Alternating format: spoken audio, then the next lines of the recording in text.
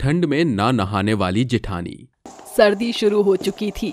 निहारिका अपने गद्देदार बिस्तर पर रजाई ओढ़े मजे से सोते हुए सपने में बड़बड़ा रही थी।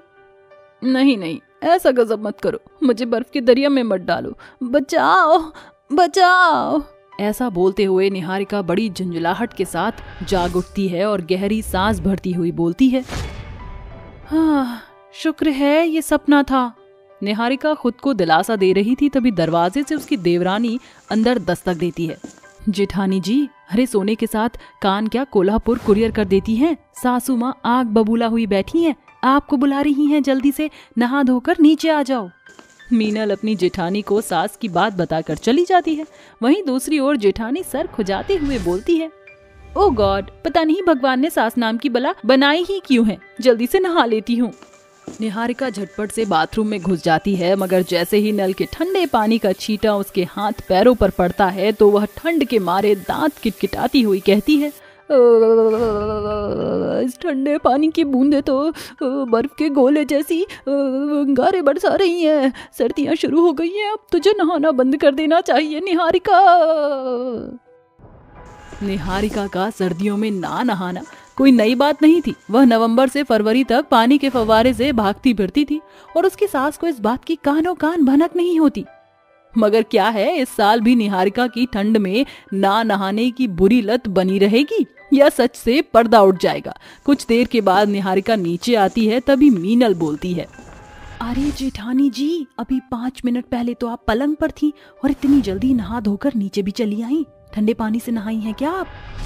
जेठानी को डर हो जाता है कि कहीं उसके ठंड में ना नहाने का भेद खुल ना जाए, मगर कहते हैं ना कि इंसान की जुबान की झिझक उसके झूठ को बता ही देती है। ठंडे पानी से नहाने में परेशानी क्या है? मैं चाहूँ तो सर्दी में समंदर के अंदर भी नहाकर किनारे नाप सकती हूँ।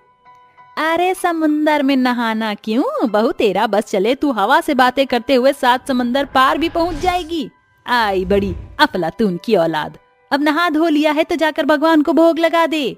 मीनल निहारिका के कमरे की सफाई करने पहुंच जाती है और जेठानी मंदिर में जाकर पूजा करती हुई फुसफुसाती है, हे भगवान, भूल चूक माफ कर देना, मगर आप तो जानते हैं कि ठंड में नहाने में मेरी आत्मा कैसे बाहर निकलकर फुदकती हुई कथकली करने लगती है। बस इसी कारण मैं ठंड में हफ्ते में 1 बार नहाती हूँ, मगर मैं आपको यकीन दिलाती हूँ, बस एक बार ये मरजानी सर्दी बीत जाए, फिर आप जहाँ कहीं गंगा जमुना में डुबकी लगाऊंगी। अरे जेठानी जी का बाथरूम तो बिल्कुल सूखी नहर के जैसे पड़ा है, मतलब जेठानी जी नहाई नहीं है, फिर वह नहाने का ढोंग क्यों कर रही है? मुझे उन पर नजर रखनी होगी। इस तरह चालाक देवरानी अपनी ना नहाने वाली जेठानी पर नजर जमाए रहती है। जेठानी जी, अरे ओ जेठानी जी, रात भर रत जगह करती हो क्या, जो सवेर के 7 बजे से पहले आपकी नींद नहीं खुलती? अरे कौन है ये जो इस सर्दी में सुबह सुबह सरदर्दी बनकर मेरे सर पर तने खड़ा है? सोने दो मुझे। कच्ची नींद में कुड़कुड़ाती हुई जेठानी अपनी देवरानी मीनल के कई मर्तबा झंझोरने पर भी नहीं जागती। तभी मीनल जग में भरे पानी को उसके मुंह पर डाल देती है और जेठानी थरथराती हुई कहती है, अरे नहीं नहीं, इतनी ठंड में मुझे बाढ़ में मत बहा, भगवान, मैंने कहा तो था कि सर्दी बीत जाने के बाद नए सिरे से नहाऊंगी। ऐसा बोलते जेठानी अपने दोनों आंखें खोलकर अपने सामने अपनी देवरानी को देखकर चुप हो जाती है। अरे जेठानी जी, ये क्या बड़बड़ा रही थी? इसका मतलब आप सर्दियों में नहीं नहाती? अरे मीनल, मैं सर्दी के सपने में डूबी थी। मैं तो गर्मी सर्दी एक दिन भी नहाए बगैर नहीं बिताती, बस मुझे शो ऑफ करने का शौक नहीं। ठीक है, मैंने आपके लिए पानी गर्म कर दिया है, अब जल्दी से नहा लीजिए। अरे मीनल, तुमने क्यों तकलीफ की? जेठानी जी, इसमें तकलीफ की क्या बात है, आप नहा लीजिए, फिर दोनों देवरानी जेठानी साथ में किचन में कदम रखेंगी।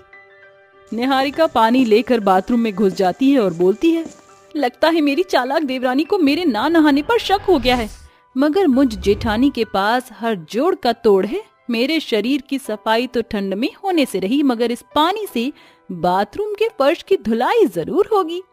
चंट जेठानी सारा पानी बाथरूम के फर्श पर बहा देती है और आखिर के बचे हुए 1 मग पानी से हाथ मुंह धोकर बाहर निकल आती है। आज ठंड ज्यादा है, पानी तो जैसे बर्फ बन गया, मगर कहते हैं ना, ठंडे ठंडे पानी से नहाना चाहिए, गाना आए या ना आए, गाना चाहिए। बस कीजिए जेठानी जी, अब तो अपना कच्चा चिट्ठा कबूल कर लीजिए कि आप ठंड में नहीं नहाती। ऐसा बोलते हुए मीनल अपनी सास को वहां बुलाती है। माँ जी, हरिओम माँ जी, जल्दी से जेठानी जी के कमरे में आइए। अरे क्या हो गया नई बहू, क्यों घनघोर घटाओं की तरह गरज रही है? माँ जी आपको पता है जेठानी जी ठंड में 1 महीने में सिर्फ 1 मर्तबा नहाती हैं और बाकी दिन हाथ मुंह धोकर काम चलाती हैं। क्या? अरे मरजानी खड़ी क्यों है? क्या मीनल बहू सच बोल रही है? तो सच में सर्दी में नहाना छोड़ देती है? माँ जी आप मीनल की बातों में मत आइए, पता नहीं ये क्यों झूठ बोल रही है। ठीक है जेठानी जी, आपकी देवरानी अभी दूध का दूध पानी का पानी कर देगी। जेठ जी आप बताइए, क्या जेठानी जी सचमुच ठंड में नहाती हैं? नहीं, निहारिका ठंड में महीने भर में 1 बार नहाती है। आप पूछती थी ना माँ कि सर्दियों में जो पार्सल आता था उसमें क्या मंगाता था? उसमें निहारिका अपने लिए परफ्यूम मंगवाती थी। जेठानी जी के ठंड में ना नहाने की चोरी पकड़ी जाती है, जिसे जानकर सास गुस्से में बोलती है, क्यों री नास पीटी, महीने भर शरीर के मैल के साथ कैसे रहती है? अरे चुप क्यों खड़ी है? अरे कुछ बोलती क्यों नहीं मरजानी? माँ जी माना कि मेरी सर्दियों में ना नहाने वाली बात सच है, मगर मैं बदल गई हूँ।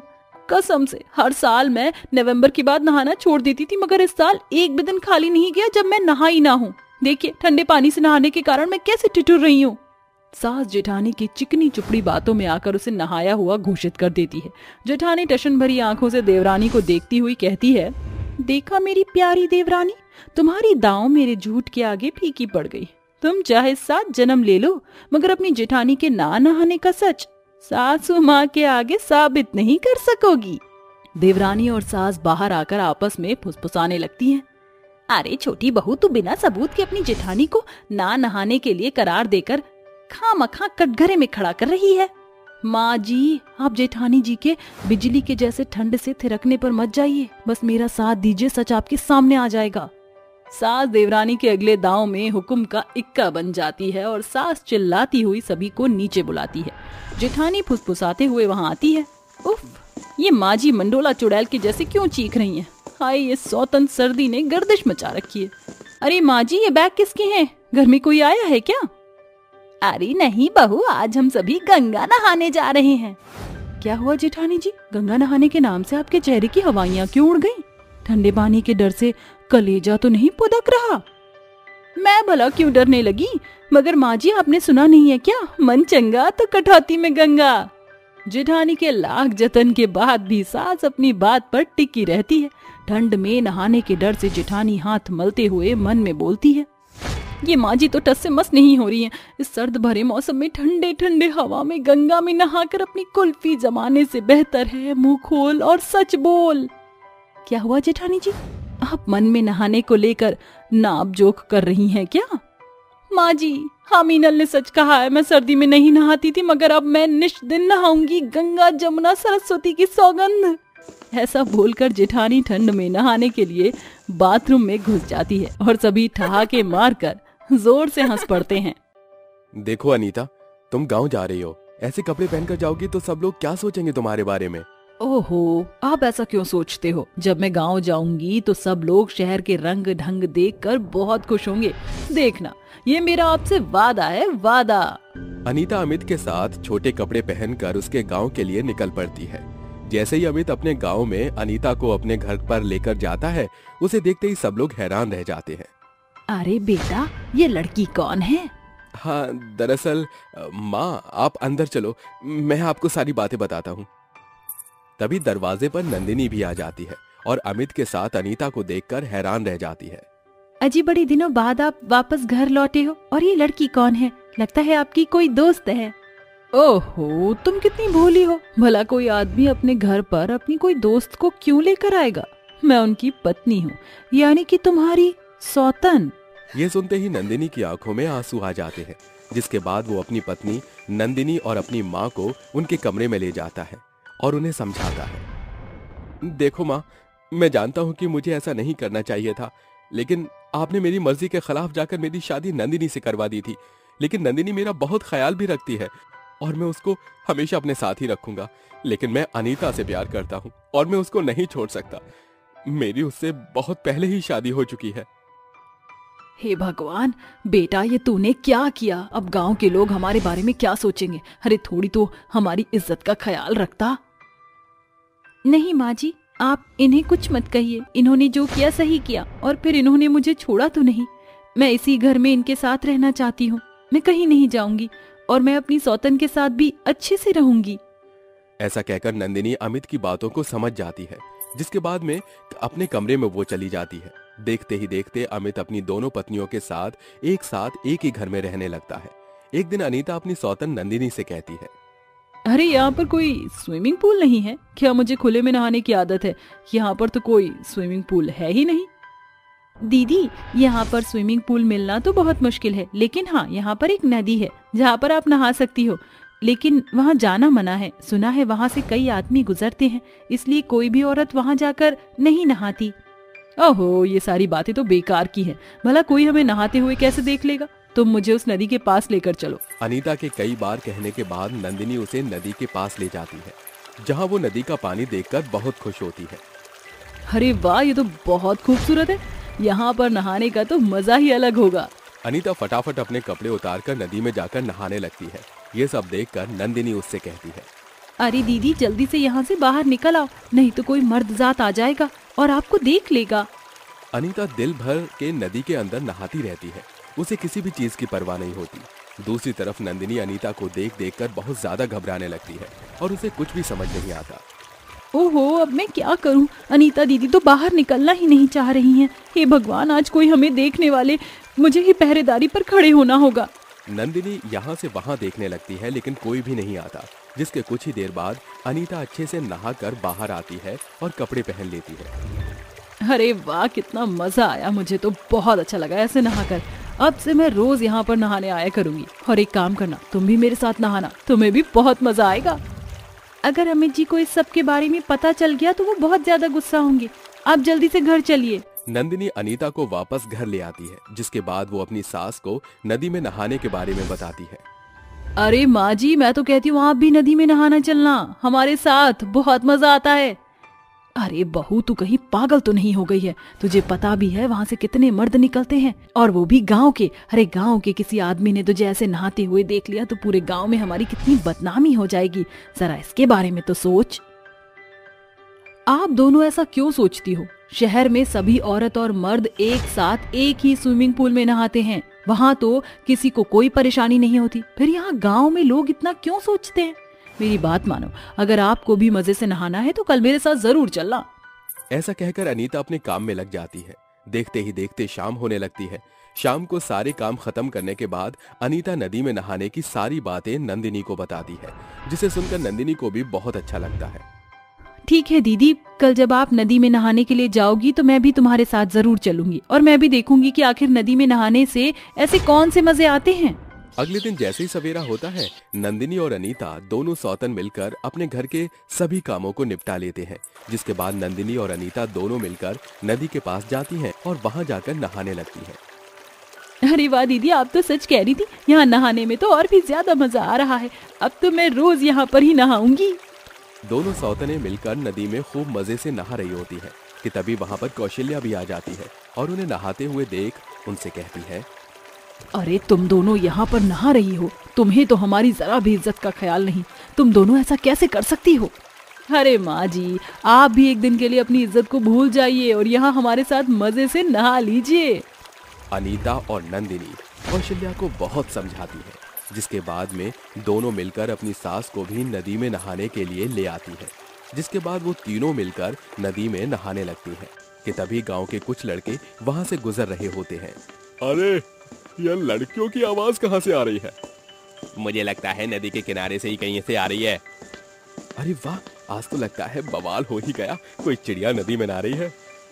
वो तीनों मिलकर नदी के किनारे पहुंच जाते हैं और एक पेड़ के पीछे छुपकर अनीता, नंदिनी और कौशल्या को नहाते हुए देखने लगते हैं।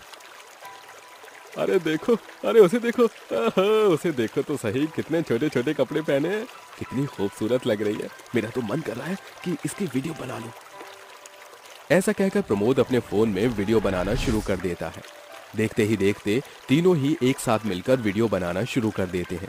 तभी वहां पर अमित पहुंच जाता है और उन्हें ऐसा करते हुए देख लेता है।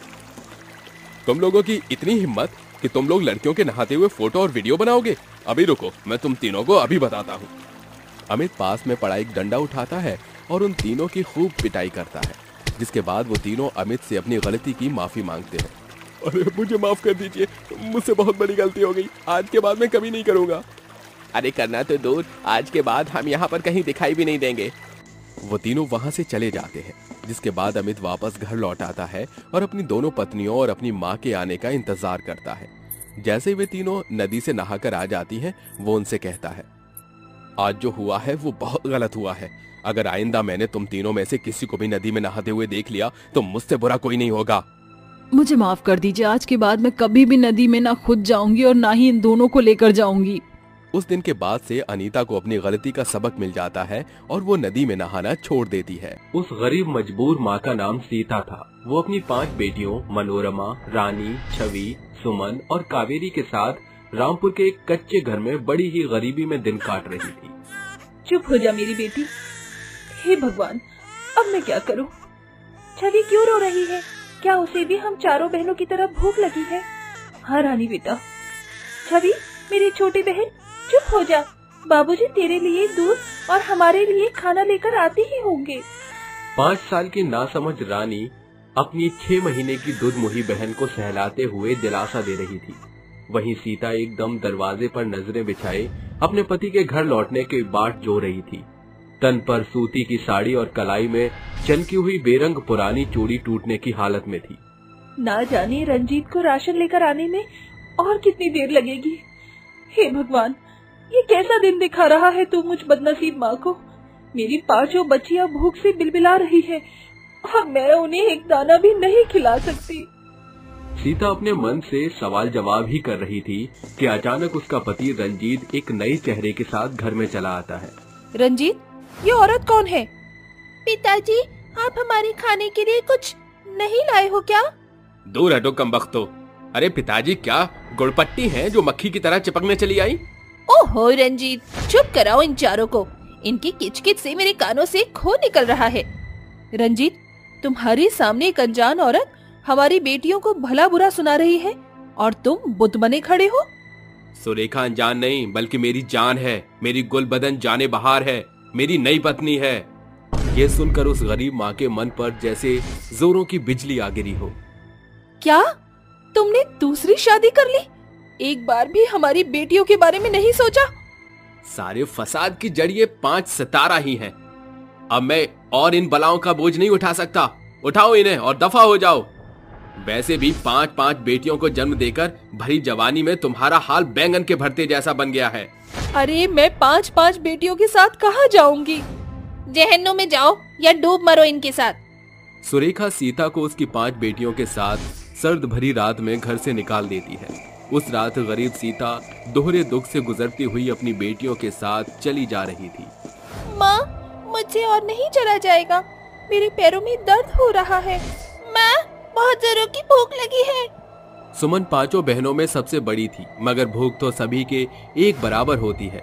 कोई उसे मिटाने की मांग करता है तो कोई छिपाता है। रानी, हम ये यहाँ नहीं रुक सकते, आगे चलते हैं। सुमन 5 साल की बहन रानी को पीठ पर सवार करती है। चारों ओर ठंडी ठंडी बयार बह रही थी, जिससे सीता और उसकी 5 बेटियों के रोए सिहर उठे थे। चलते चलते वो एक ईंट की भट्टी के पास आ पहुंचती है, जहां आग धधक रही थी। चलो बच्चों, देखो वहाँ आग जल रही है। सीता अपनी 5 बेटियों के साथ जलती हुई आग के पास बैठ जाती है। थोड़ी ही देर में उसकी 5 गरीब बेटियां गर्माहट से सो जाती हैं। वो गरीब ममतामयी माँ अपनी साड़ी के आंचल के पीछे महीने की बेटी को छिपाती तो कभी आसमान से गिरती बर्फ से अपनी सो रही बेटियों को ढांपती। थोड़ी देर बाद सुबह हो जाती है। तभी भट्टी का मालिक बोलता है, अरे बहन जी, कौन है आप और इतनी ठंड में छोटी छोटी बच्चियों के साथ यहाँ क्यों बैठी हैं? गरीबी की मारी हुई माँ हूँ मैं भैया। पति ने इन हालातों में पल्ला झाड़ लिया। पेहर तो डोली उठने के साथ ही छूट गया। अब मेरा कोई घर ठिकाना नहीं। उस गरीब माँ की आप बीती सुनकर रमणी का मन पसीज पड़ता है और उसकी आंखों में पानी उतर आता है। अरे भगवान ने तुम्हारे साथ बहुत नाइंसाफी की है। वैसे ये ईंट की भट्टी मेरी है, अगर तुम चाहो तो यहाँ काम कर सकती हो। अंकल, ये बेटी भी अपनी माँ का हाथ बटाना चाहती है। जहाँ कावेरी और सुमन अपनी माँ का साझा सहारा बनकर भट्टी में ईंटें ढो रही थी, वहीं रानी और मनोरमा मिलकर 6 महीने की छवि को संभाल रही थी। देखते ही देखते सूरज की तपिश मध्यम होने लगती है और सांझ ढल जाती है, जिसके बाद उस मजदूर माँ और उसकी बेटियों को उसका मेहनताना मिलता है। ये लो सीता बहन, तुम तीनों के मेहनत का मोल 900 रुपए दिहाड़ी। दोनों बेटियों ने तुम्हारे बराबर मेहनत की, इसलिए ये तुम्हारे हक है। बहुत शुक्रिया रमणीक भैया, भगवान आपकी इस ईंट की भट्टी को और चौड़े स्थान में ले जाए। देखो बेटी, अब हमें इस सर्दी की मार नहीं झेलनी पड़ेगी। मिले हुए पैसे से गरीब सीता एडवांस देकर बचे हुए पैसों से अपनी 5 बेटियों की भूख मिटाती है। ऐसे ही समय का पहिया दिन, सप्ताह और महीनों के मोड़ पर घूमता जाता है। 5 बेटी मन लगाकर पढ़ती हैं। देखते ही देखते 12 साल बीत जाते हैं। अब उस मजबूर माँ की 5 बेटियां बड़ी हो चुकी थी। माँ, ये लो आपका टिफिन, याद से खा लेना। आज टीचर जी ने कक्षा में पढ़ाया था कि इंसान को समय पर खाना खाना चाहिए, वरना शरीर बीमारी की चपेट में आ जाता है। अरे मेरी छोटी सी छवि तो समझदारी भरी बातें करने लगी है। अच्छा, मैं जा रही हूँ। सीता तेज गति के साथ काम पर पहुँचती है। रमणीक भाई, आज से मैं भट्टी पर ओवर टाइम करूंगी। ऐसी भी कौन सी भुखमरी आन पड़ी है सीता बहन, जो इस बुढ़ापे में मेहनत घटाने के बजाय दोगुना मेहनत करने की बात कर रही हो तुम? भाई साहब, आप तो जानते हैं मेरी बिटिया बड़ी हो गई है। बगैर दान दहेज के कौन हाथ थामेगा मेरी बेटियों का। अरे सीता बहन, हर इंसान को एक ही तराजू में तोलना भला नहीं है, क्योंकि इस संसार में सभी के किरदार अलग अलग हैं। छोटा मुंह बड़ी बात, तुम्हारी बड़ी बेटी सुमन मुझे बचपन से मेरे बेटे आदर्श के लिए भाग गई है। अगर तुम्हें सही लगे तो हामी भरना। ये सुनकर गरीब माँ की आंखों में आंसू झिलमिलाने लगते हैं, जिसके बाद सीता शादी के लिए हाँ भर देती है और शादी की तैयारियां शुरू हो जाती हैं। और वो दिन भी आ जाता है जब सुमन दुल्हन बनती है। लाखों में एक लग रही है मेरी बिटिया आज। तेरी गरीब माँ तुझे दिल से दुआएं देती है कि जो कुछ सीता ने सहा उसकी परछाई मेरी 5 बेटियों में से किसी पर भी ना पड़े। माँ, फेरू का समय हो गया है। पंडित जी सुमन दीदी को मंडप में बुला रहे हैं। चारों बहनें सुमन को लेकर मंडप में पहुंचती हैं, जिसके बाद जयमाला और फेरों की रस्म पूरी होती है। कन्यादान के लिए दुल्हन के माता पिता मंडप में आ जाएं। यह सुनकर उस गरीब माँ का कलेजा कचोट उठता है। सीता अपनी बीती बुरी परछाई को पीछे छोड़कर जैसे ही मंडप में आती है, तभी रंजीत उसके बगल में आ खड़ा होता है और समाज के सामने वो माँ मौन होकर अपनी बेटी का कन्यादान करती है। जिसके बाद पूरी विधि विधान से सुमन की शादी हो जाती है और सभी बारातियों के विदा लेने के बाद वो कहती है, रंजीत, तुम इतने सालों बाद अब क्या लेने आए हो मुझ गरीब से? सीता, मुझे माफ कर दो। सुरेखा की झूठी सुंदरता और शोभा ने मुझ मंद बुद्धि को इस कदर घेर लिया कि मैं न तो एक वफादार पति बन सका, न अपनी 5 बेटियों के लिए एक जिम्मेदार पिता बन सका। इसलिए 12 बरस से अपने किए की कटनी काट रहा हूँ। मुझ बदनसीब बाप से बेटियों के कन्यादान का हक न छीनो, वरना भगवान के घर जाके क्या मुंह दिखाऊंगा मैं। अपने पिता को अपनी भारी भूल पर पछताता देखकर उस गरीब माँ और उसकी बेटियों का मन पसीज पड़ता है। माँ, पिताजी को माफ कर दो, उन्हें अपनी भूल का पछतावा है। हाँ माँ, पिताजी को माफ कर दो। मैंने आपको माफ किया रंजीत, मगर आपको मुझे एक वचन देना होगा। बगैर अपनी 4 बेटियों का घर बसाए इस बार आप मुझ गरीब माँ को बीच मझधार में छोड़कर नहीं जाएंगे। वचन देता हूँ सीता। उस दिन से सीता और रंजीत साथ मिलकर अपनी बाकी की बेटियों को ब्याहने के लिए जी तोड़ मेहनत करते हैं।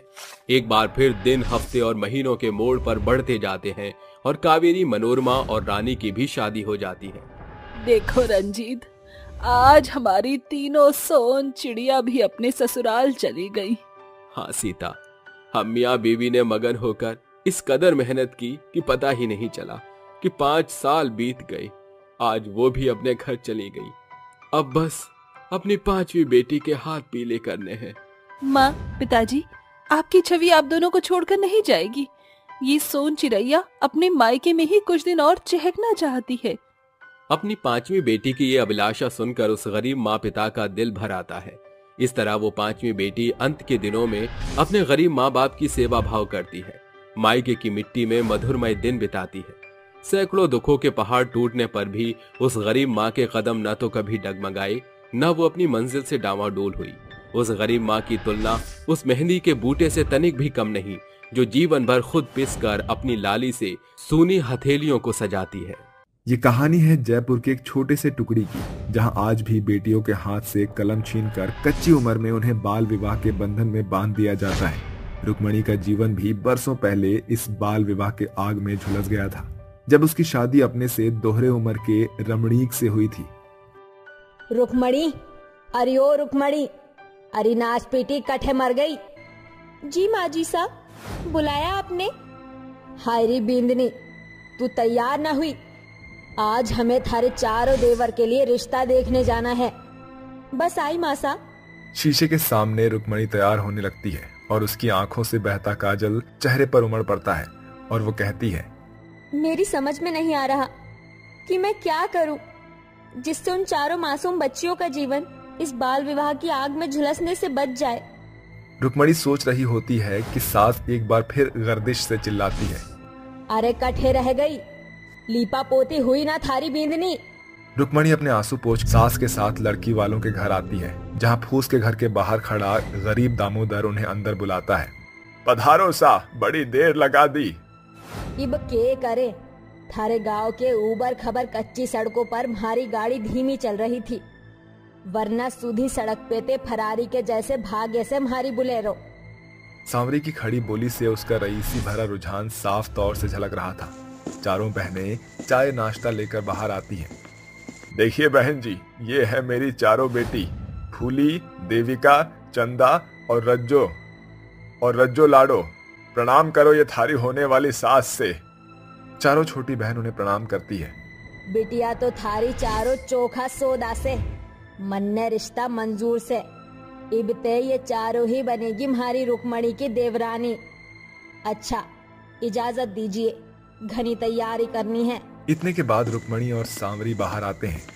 माँ जी साहब, शायद मेरा बटुआ भीतर छूट गया है, मैं लेकर आती हूँ। रुक्मणी बहाना बनाकर अंदर आकर दामोदर से बोलती है, देखिए, मैं आपके आगे हाथ जोड़ती हूँ, अपनी बेटियों का बाल विवाह करके उनसे उनका बचपन मत छीनिए। अचानक सांवरी बाहर आकर बड़ी ही सफाई के साथ बात को बदलती हुई बोलती है, माफ कीजिए समधी सा, शायद बींदनी को अपना बचपन याद आ गया होगा।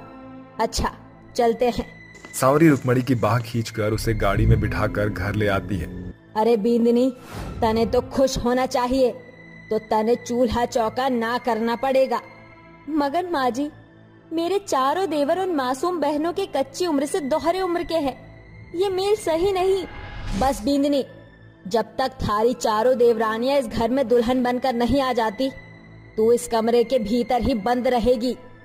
कुछ दिनों के बाद दामोदर की चारों बेटियां सांवरी की बहू बनकर आ जाती हैं। अरे देखो दीदी, हमारा ससुराल तो बड़ा ही सुंदर है। उतनी ही सफाई से कल से तुम बींदनी को इस ससुराल के कोने कोने को चमकाना भी है बहुरिया। मेरी चारों प्यारी देवरानी, मैं तुम्हारी जेठानी हूँ। जेठानी किसे कहते हैं? जेठानी मतलब देवरानी से बड़ी। चाहो तो तुम चारों मुझे दीदी बुला सकती हो। आज से हम आपको दीदी बुलाएंगे। थारी भली होवे। खबरदार, जो तुम चारों के जुबान से जेठानी शब्द के अलावा दीदी निकला तो गले की कांकल काट कर रख दूंगी। अरे मेरे अनमोल रत्नों, खड़े के हो, लेकर जाओ अपनी बींदनियों को। 28 साल का भैरव 14 साल की चंदा का हाथ पकड़कर उसे कमरे में ले जाता है। छोड़ो मेरा हाथ, जेठानी जी बचाइए मुझे। माँ जी, क्या इनकी चीख से भी आपका दिल नहीं पसीज रहा? चुप कर बींदनी, रमणीक संभाल लेगा इसको। भैरव की आंखों में चंदा को फाड़ खाने की ताक लगी थी। दूर रहो मुझसे, मत छुओ मुझे। चंदा, ज्यादा नखरे न दिखा, मैं तेरा पति हूँ, समझी? मैं जो चाहूँ कर सकता हूँ।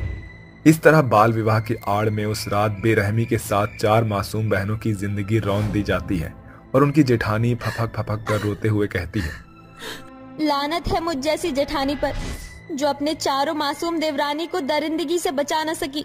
आज मेरी देवरानी उसी दौर से गुजर रही होंगी जिससे 10 बरस पहले उनकी जेठानी गुजर चुकी है।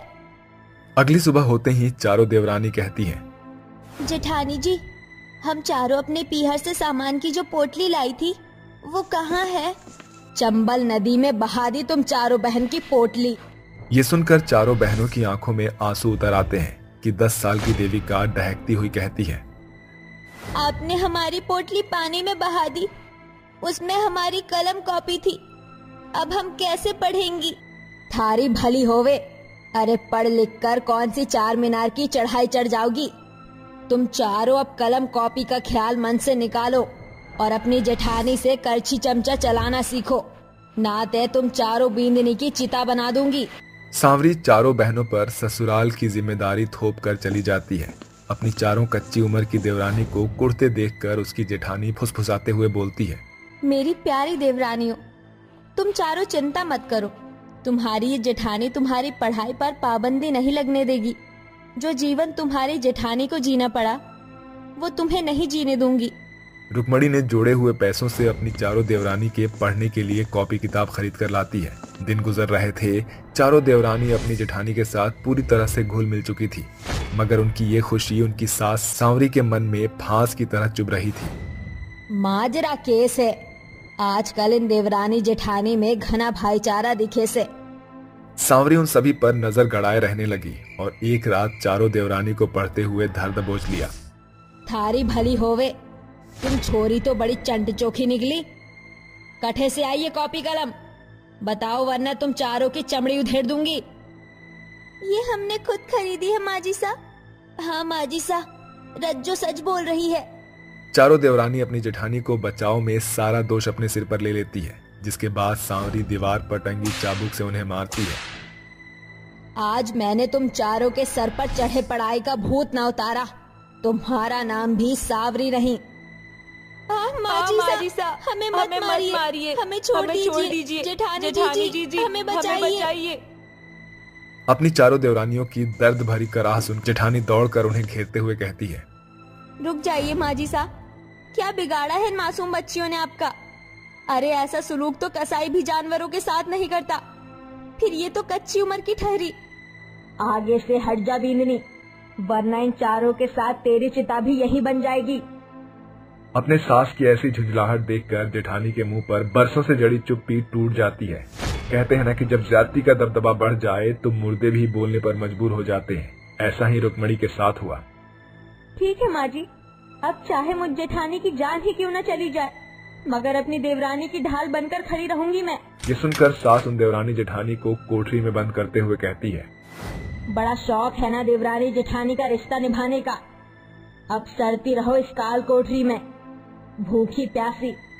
इस तरह बावजूद किसी दोष के चारों देवरानी और जेठानी को 4 दीवारी में कैद कर दिया जाता है। देखते ही देखते 2 दिन बीत जाते हैं। पूस की इस कड़ाके की सर्दी में वो पांचों फूस की घास पर बैठी हुई ठंड में ठिठुर रही थी। जेठानी जी, मुझे बहुत जोरों का जाड़ा लग रहा है, मुझे तो बहुत तेज भूख लगी है, 2 दिन से पेट में एक भी दाना नहीं पड़ा, ऐसा लग रहा है जान जाने वाली है। देवी का फूली, हिम्मत संभालो खुद को, मुझे माफ कर दो मेरी देवरानी। मेरी वजह से तुम्हें ये दिन देखना पड़ रहा है। जेठानी जी, आप भी तो हम देवरानी की दोष की सजा भोग रही है। जेठानी की आंखों से आंसू की बौछार बरस रही थी। हे कृष्ण कन्हैया, तूने तो द्रौपदी की लाज बचाई थी, सुदामा को रंग से राजा बनाया था। आज मुझ जेठानी को तेरे साथ की जरूरत है, मदद कर ताकि मैं अपनी चारों देवरानियों को इस बाल विवाह के चंगुल से बाहर निकाल सकूं। एकाएक चारों तरफ तेज तूफान उठने के साथ मेघ बरसने लगते हैं, मानो भगवान ने उसकी विनती का जवाब भेजा हो। अचानक कोठरी के बाहर चढ़ी चिटकनी खुल जाती है और रात के उस अंधेरे में रुक्मणी अपनी चारों देवरानी को लेकर दबे पांव बच निकलती है, जिसके बाद वो एक पुलिस थाने में उनके खिलाफ कंप्लेंट दर्ज कर देती है। आप सभी चिंता मत कीजिए, बाल विवाह की सजा तो सांवरी देवी को भोगनी ही होगी। इंस्पेक्टर साहब, हमारी माजिसा को कड़ी से कड़ी सजा देना, ताकि फिर कभी बाल विवाह के कारण लड़कियों का जीवन बर्बाद न हो।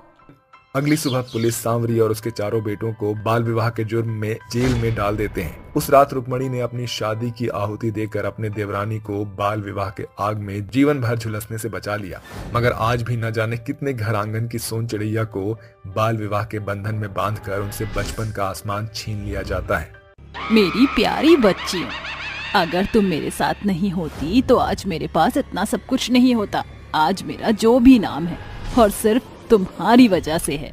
माँ, ये तो हमारा फर्ज है। अगर आप नहीं होती तो हम पांचों बहनें भी ना जाने किस हाल में होती।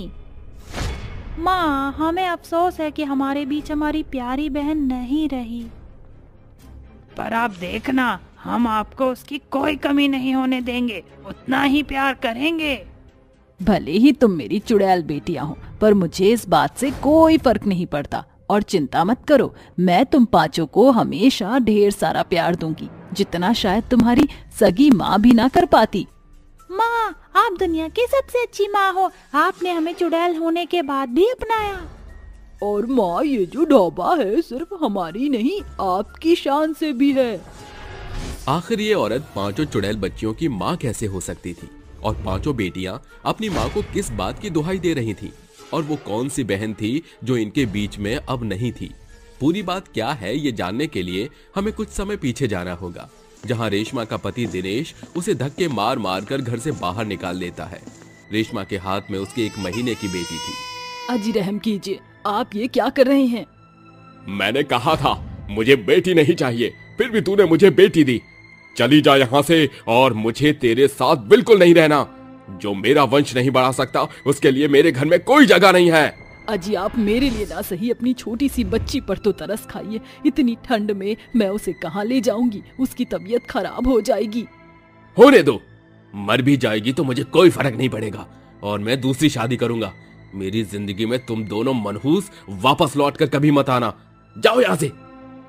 ये सुनकर रेशमा अपनी बच्ची को गोद में लिए वहां से रोते रोते चली जाती है और कहती है, हे भगवान, अब क्या होगा? मैं उसे कैसे पालूंगी? कहाँ जाऊं? कुछ समझ नहीं आ रहा। हे भगवान, मेरी छोटी सी बच्ची की रक्षा करना। कुछ देर बाद वो एक खाली झोपड़ी में बैठ जाती है, जहां उसकी और उसकी बच्ची की ठंड कम तो नहीं हुई थी, पर छत जरूर मिल गई थी। रात बिताने के बाद अगले दिन वो अपनी बेटी को लेकर भटकती है और मंदिर का भंडारा खाकर या कचरे में से खाना ढूंढकर 2-4 दिन अपना गुजारा चलाती है और कहती है, मैं ऐसे कैसे अपना गुजर बसर करूंगी अपनी बेटी के साथ? अपने लिए ना सही, अपनी बेटी के लिए तो मुझे किसी काम को करके गुजारा करना ही होगा, पर मुझे खाना बनाने के सिवाय कुछ नहीं आता। क्यों ना मैं एक ढाबा खोल लेती हूँ। माँ की दी हुई अंगूठी को बेचकर ढाबे का सामान आ जाएगा और उस ढाबे में रह भी सकूंगी। तभी उसकी छोटी सी बेटी रोने लगती है, जिसे वो दूध पिलाने के बाद सुनार पर जाकर उस अंगूठी को बेच देती है और बदले में आए पैसों से वो हाईवे पर अपना छोटा सा ढाबा चलाती है। साथ ही खाना बनाते समय अपनी बेटी को साड़ी के झूले में झुलाते हुए वो धीरे धीरे सारा खाना बनाकर तैयार कर लेती है और लोगों को परोसती भी है। सुनिए, जरा मेरे लिए एक थाली लगा दीजिए जिसमें 4 रोटी और 2 सब्जी, रायता, सलाद हो। जी, मैं अभी लेकर आती हूँ। इस तरह रेशमा संघर्ष करते हुए एक अकेली माँ उस ढाबे को संभालती है। 1 महीना आराम से बीत जाता है। वहीं ठंड से रेशमा की बेटी को निमोनिया हो जाता है। वो ठंड से बुखार में आ जाती है। तभी खाने की तलाश में वहां 5 चुड़ैल बहनें आती हैं, जिनकी उम्र 6 से 12 साल तक के बीच थी। एक एक करके वो ढाबे में बना हुआ सारा खाना खा लेती है। ये देखकर रेशमा कहती है, ये क्या किया तुमने? अब मैं अपने ढाबे पर लोगों को खाना कैसे खिलाऊंगी? पैसे कैसे कमाऊंगी? मेरी बेटी का मुझे इलाज कराना है, वो बहुत बीमार है। हमें माफ कर दीजिए, हमें बहुत जोर से भूख लगी थी। इतने दिनों से खाना नहीं खाया था। इतने दिनों बाद खाना देखकर हमें बहुत अच्छा लगा। हमें आपके खाने में माँ का प्यार मिला। हमारी माँ नहीं है ना, मेरी छोटी बहन को भी बहुत भूख लगी थी। मुझे माफ कर दीजिए, मेरी वजह से दीदी ने खाना दिया। सबसे ज्यादा खाना मैंने ही खाया और दीदी ने थोड़ा थोड़ा खाया है। आप चिंता मत कीजिए, हम आपकी बेटी को हॉस्पिटल ले चलते हैं, वो बिल्कुल ठीक हो जाएगी। हमें जादू आता है, हम जादू से आपको पैसे दे सकते हैं। तभी चुड़ैल गौतमी अपने जादू से उसे बहुत सारे पैसे देती है।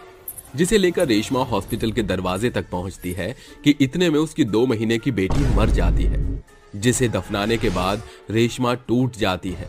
तभी वो 5 चुड़ैल बेटियां उसे संभालती हैं और छोटी चुड़ैल काकू उसके गले लगकर कहती है, माँ आपकी एक बेटी नहीं रही तो क्या हुआ, हम तो है ना, हम आपका बहुत ख्याल रखेंगे। क्या सच में तुम मुझे अपनी माँ बनाना चाहोगी? हाँ माँ। आ जाओ मेरी 5 बच्चियों, अपनी माँ के गले लग जाओ। तभी 5 चुड़ैल बेटियां उसके गले लग जाती हैं। माँ अब से आपको फिक्र करने की कोई जरूरत नहीं है, अब से इस ढाबे को आपकी 5 चुड़ैल बेटियां भी संभालेंगी। हाँ माँ, अब आप आराम करिए, घर चलिए। जो भी है बस ये छोटा सा ढाबा ही है। माँ अब हम है ना, अब आपका अपना घर भी होगा और ये ढाबा भी बढ़िया सा ढाबा होगा। तभी चुड़ैल वर्षा चुटकी बजाकर अपने जादू से ढाबे के सामने एक बड़ा सा घर प्रकट करती है। पीहू घर के सारे फर्नीचर प्रकट करती है। टुनी रसोई में राशन का सामान भरती है। गौतमी चुड़ैल जादू से ढाबे का हुलिया बदल देती है, जहाँ टेबल, कुर्सी, फूलदान, सजावट अच्छे से और ढाबे की रसोई भी बहुत अच्छी कर देती है। 5 चुड़ैल बेटियों ने रेशमा की सारी परेशानियों का हल कर दिया था और ढाबा इतना बेहतरीन बनाया था कि आते जाते लोग ढाबे पर उसकी खूबसूरती देखकर आने लगे थे। सुनिए, जरा एक थाली दे दीजिए। माँ आप आराम करो, खाना हम 5 परोस देंगी। अरे पीहू, वर्षा रुको, अगर तुम इस रूप में उन्हें खाना खिलाने जाओगी तो वो नहीं खाएंगे, डर जाएंगे। अगर तुम अपने जादू से रूप बदल सकती हो तो अच्छा होगा। माँ फिक्र मत कीजिए, हम ऐसा करने में सक्षम हैं, हम अभी अपना रूप बदल लेते हैं। तभी 5 चुड़ैल बेटियां अपना रूप बदलकर ढाबे पर आए लोगों को खाना परोसती हैं, जिसे खाना खाने के बाद लोग कहते हैं, अरे वाह, आपने तो बहुत स्वादिष्ट खाना बनाया है, क्या थोड़ा और मिल सकता है? अभी रुकिए और लेकर आती हूँ। अरे ये बच्ची तो बहुत छोटी है, ये तो काम कर रही है। बेटा आप जल जाओगे, खाना लगाओगे तो, आप बैठ जाओ। अरे काकू, तुझे मना किया था ना मैंने, तू माँ के पास जाकर बैठ, उनका ख्याल रख, हम यहाँ काम कर लेंगे। ठीक है दीदी। तभी काकू अपनी माँ के पास जाकर ढाबे की रसोई में बैठ जाती है। वक्त बीतता है, उनका ढाबा चल गया था। दूर दूर से लोग उनका खाना खाने आया करते थे।